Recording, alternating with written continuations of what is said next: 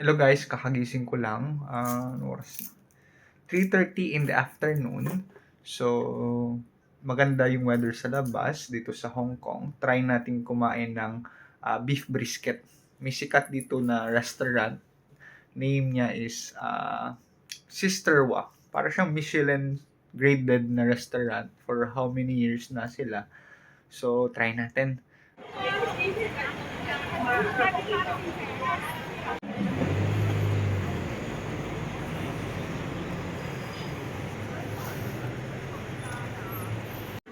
So, nandito tayo ngayon sa Tsim Sha Tsui. Sasakay tayo ng red line pababa, going to Admiralty. Then, pupuntang Tin Hau. So, ayun. So, it would take 30 to 35 minutes or 50 minutes.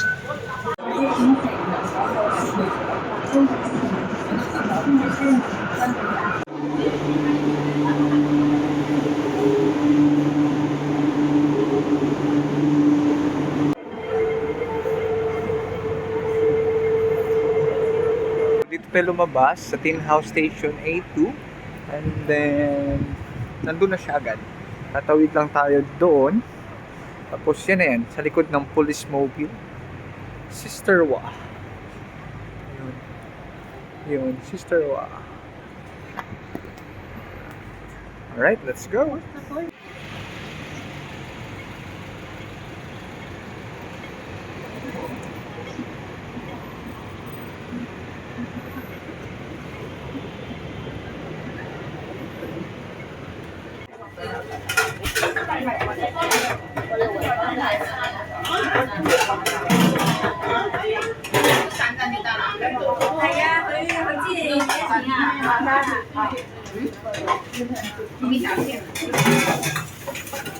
Ng araw parang very common na lang.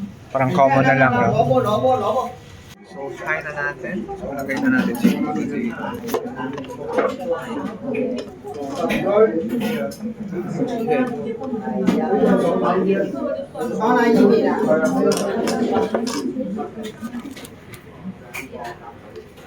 Try muna natin walang condiments.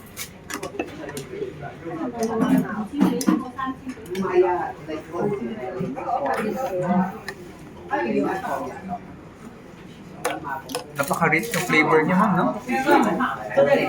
Alam mo, nag-buffet kami sa Hopewell. 32nd floor yung revolving. Oo. Umikot yung restaurant eh. Ang per head is 755. So, mga malalaking soup, crabs, ganun, binanagan ko. Tignan mo kamay ko. Uy, Allergy pala ako sa food na malalaki. napaka-bouncy ng noodles niya. Bouncy. Hindi. Napaka-tender. O, lagyan natin lang.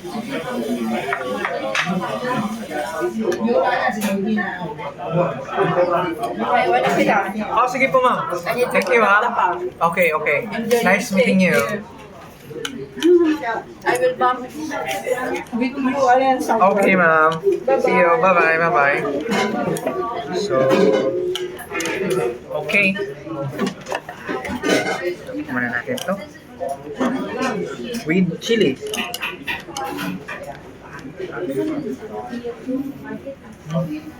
Sarap. Napaka-rich yung flavor niya.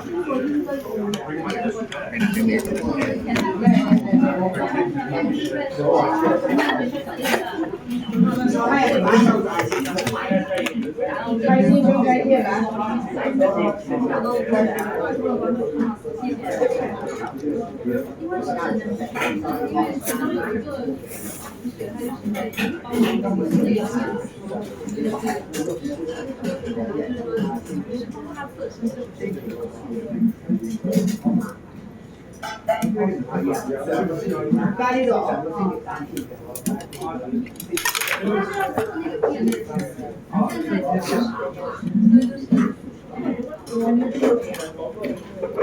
ng noodles. Parang siyang Base niya yata yung star anise na flavor.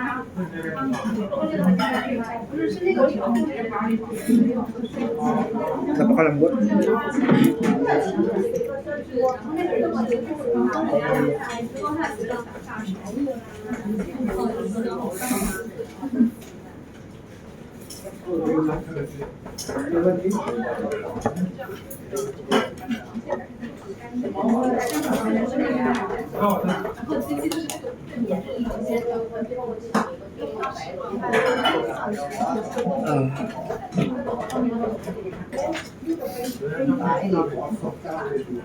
Napaka-refreshing niya. Sarap siguro to pag after mo uminom, ganun, hangover ka, the best siguro to.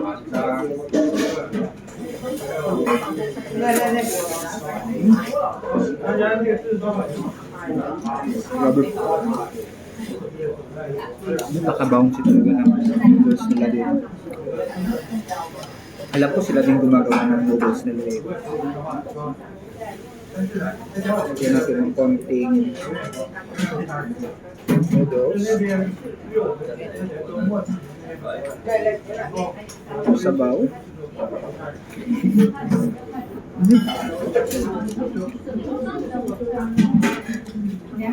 Sa beef. Nakita ko sa inyo ba palambot ng beef, ha? Oh.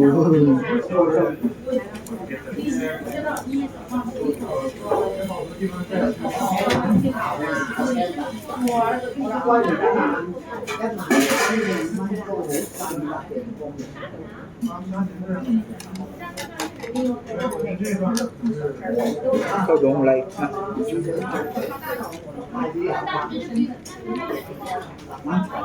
Every time na mag-order kayo, ito yung go na. Lemon iced tea. Tapos ika-crush nyo muna yung lemon before. Perfect. Perfect. Sarap. Napaka-natural yung flavor.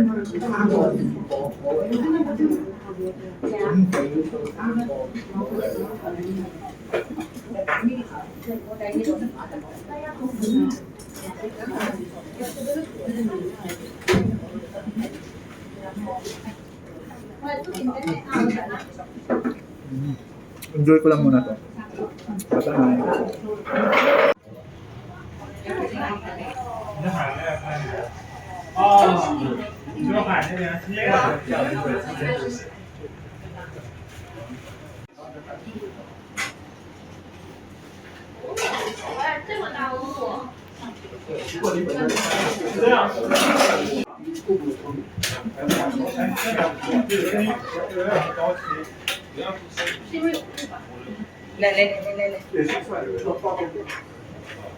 So, one pro tip lang, if magpo-food trip kayo dito sa Hong Kong, magdala kayo ng sarili niyong tissue.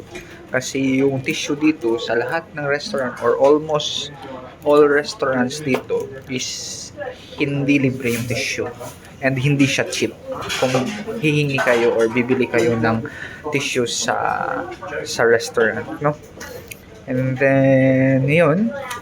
So, na magkano tayo? 75 para sa beef brisket and 25 para sa ating drinks, no? Lemon iced tea. So, ito pala yung kanilang menu. Alright, so babayaran na natin ito. Pupunta tayo doon. Okay.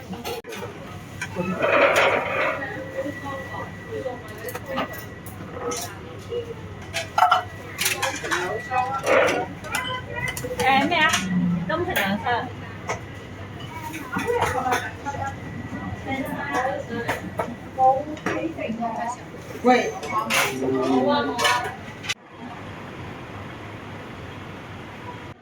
Sister Wa, pag-usapan natin yung experience. Andito tayo ngayon sa park. Naghanap lang tayong mauupuan para mapag-usapan natin yung experience natin dun sa beef brisket noodles ng Sister Wa.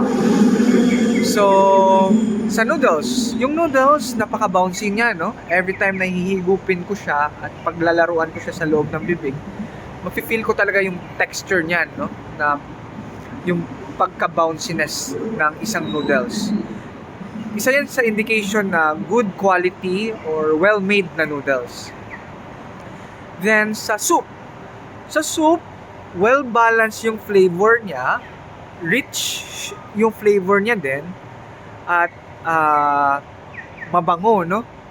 Maamoy mo yung fresh na herbs or aromatics na ginamit sa kanya. At hindi siya ganun ka-strong. Pwede mo siyang higupin tuloy-tuloy. Siguro, masuggest ko, lagyan nyo ng chili sauce, no? Ako kasi mahilig ako sa spicy, so mas na-appreciate ko siya nun. Nilagay ko siya ng chili sauce. And then sa beef, very tender siya, no? Napakalambot niya. Knowing na pag kinagat mo siya, parang siyang nalulusaw sa loob, no? Na loob ng bibig mo, sa loob ng bibig. Knowing na brisket part siya, no? Isa sa pinaka-tough na texture ng beef. Sa price naman, nasa $75 siya, no?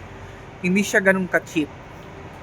And then sa Dong Lai Cha or yung sa lemon iced tea, standard yung lasa, napaka-refreshing niya, but hindi din siya cheap, no? $25. May kinakainan kasi kami sa kabila or dun sa Mongkok, yung brisket nila, similar lang yung lasa, nasa $39.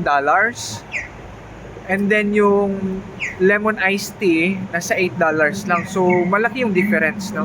But knowing dito sa Sister One na sikat siya, pinipilahan siya, tapos Michelin grade na din siya na restaurant, worth it na.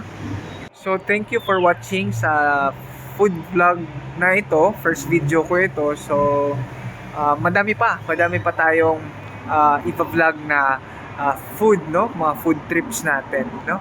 So, thank you again and see you next time. Bye-bye!